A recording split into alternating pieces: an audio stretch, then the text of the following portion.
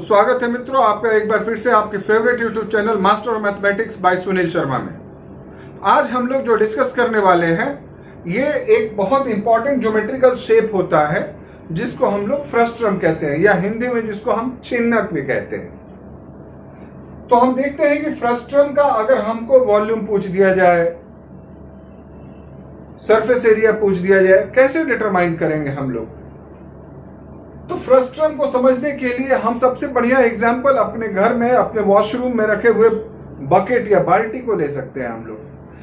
आपको ऐसा लग रहा है ना जैसे एक बाल्टी को उलट करके रख दिया गया हो, वैसा ही शेप है इसका, जिसका अपर पार्ट जो है एक सर्कुलर एंड है, छोटा सर्कल है जिसका रेडियस 3 सेंटीमीटर ले रखा है हमने। नीचे वाला भी सर्कुलर एंड है जिसका रेडियस हमने 5 सेंटीमीटर ले रखा है और इसकी हाइट 4 सेंटीमीटर है। हम एक ऐसा शेप भी कल्पना कर सकते हैं जो हमारे बालकनीज में फ्लावर का पॉट होता है, वो भी फ्रस्ट्रम शेप ही होता है। तो आइए हम इसको कैसे इसका डिटरमाइन कर सकते हैं, सरफेस एरियाज और वॉल्यूम। तो आइए हम लोग कल्पना करते हैं एक ऐसे कोन जिसको शंकु कहते हैं, जिसको हम उसके बेस के पैरेलली, एक कोन है जिसके बेस के पैरेलली हम यहां से कट मार दें और कट मार करके ऊपर वाला कोन को हटा लें, तो वही शेप फ्रस्ट्रम शेप बचता है। चलिए एक कोन का इमेजिनेशन हम लोगों ने कर लिया जिसका ये कटा हुआ पार्ट जो है वो H डैश था। अब हम क्या देख सकते हैं कि BC is parallel to D, क्योंकि दोनों 90 डिग्री परपेंडिकुलर। तो since BC is parallel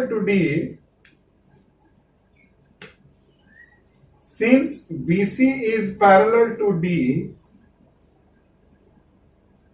therefore हम क्या कह सकते हैं, triangle ABC is similar to triangle ADE।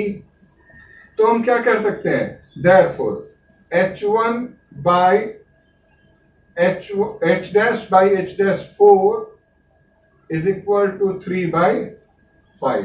This implies that H dash is equal to 6 centimetre. तो आइए हम लोगों ने 6 सेंटीमीटर इसको तलाश कर लिया, ये ऊपर वाला हाइट को H डैश। तो उस नाते अगर हम लोग यहां पर इस छोटे वाले का स्लैंट हाइट अगर L डैश की बात करें तो ये क्या हो जाएगा, अंडर रूट परपेंडिकुलर स्क्वायर यानी 6 स्क्वायर अब प्लस बेस स्क्वायर 3 स्क्वायर यानी 45 मतलब क्या, 3 रूट 5। तो 3 नाउ हम लोग देख सकते हैं कि L डैश निकाल दिया, मतलब हमको क्या मिल गया, हमको मिल गया AC मतलब L dash is equal to क्या मिला हमको, 3 रूट 5। नाउ अगर हम पूरा AE की बात करें तो AE क्या है, AE है L मतलब क्या, स्लैंट हाइट। ये इसको हम लोग स्लैंट हाइट कहते हैं, तिरछी ऊंचाई।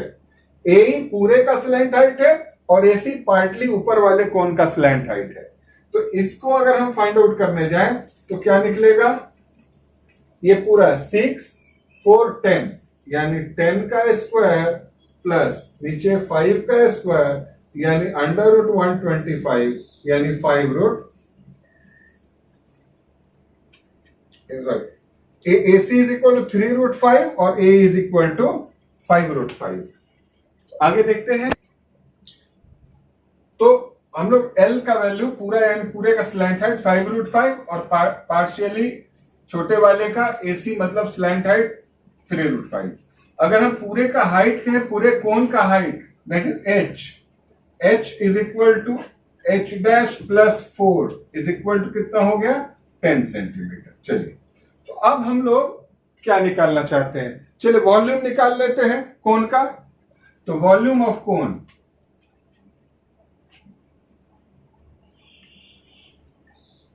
तो वॉल्यूम ऑफ कोन अगर हम निकालेंगे तो 1/3 पाई आर स्क्वायर H।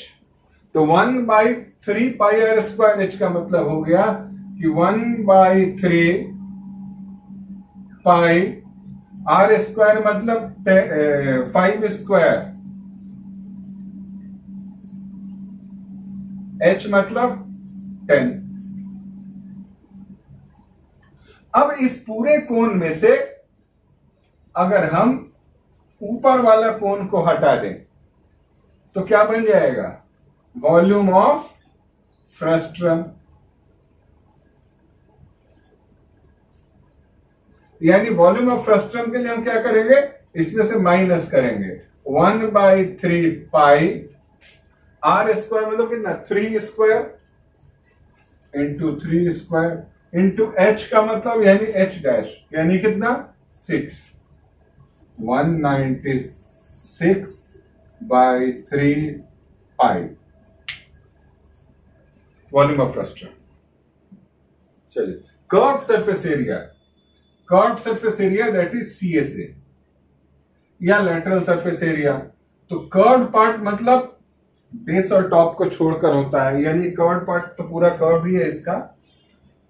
उसमें हम क्या लिखते हैं? Pi r l, pi r l, l मतलब स्लैंट हाइट।